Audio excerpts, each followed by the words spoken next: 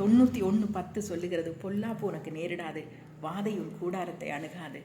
எவ்வளவோ காரியங்களில் நீங்கள் வஞ்சிக்கப்பட்டிருக்கிறீர்களா, வேதனைப்பட்டிருக்கிறீர்களா, வியாதி படுக்கையில் இருக்கிறீங்களா? பொல்லாப்பு உங்களுக்கு எல்லா பக்கத்தில் இருந்து, 4 பக்கத்தில் இருந்து எனக்கு பொல்லாப்பே வந்துட்டு இருக்குது, என்னால் எந்திரிச்சு நிற்க முடியலை, எல்லா பக்கத்துலேயும் அடி விழுகுது, எந்திரிச்சாலும் அடி விழுது, ஒரு அடி நடந்தால் 2 அடி சறுக்குது. இந்த மாதிரி வேதனையோடையும் கஷ்டத்தோடையும் கவலையோடையும் உங்களுடைய வாழ்க்கையில் நீங்கள் நடை போட்டு கொண்டிருக்கிறீர்களா? கவலைப்படாதீங்க, பொல்லாப்பு உங்களுக்கு நேரிடாது, வாதை உங்கள் கூடாரத்தை அணுகாது என்று சொல்லி ஏசப்பா ஒரு நல்ல அற்புதமான வார்த்தையை உங்களுக்கு இந்த கால வேளையில் சொல்லுகிறார்.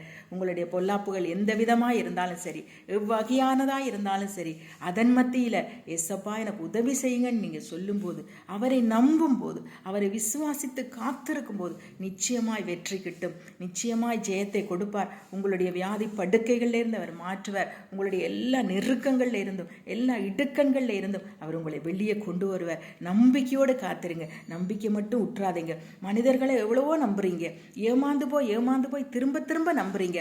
ஆனால் தெய்வத்தை நீங்கள் நம்ப தவறி விடுகிறதுனால சில வேளைகளில் சில நஷ்டங்களை நாங்கள் அனுபவிக்கிறோம். நிச்சயமாய் தேவனை நம்பும் போது ஒருபோதும் உங்களுடைய நம்பிக்கை வீண் போகாது. அவரை நம்பி காத்திருங்க, கர்த்தர் பெரிய காரியங்களை உங்களுடைய வாழ்க்கையில் செய்வார். God bless you.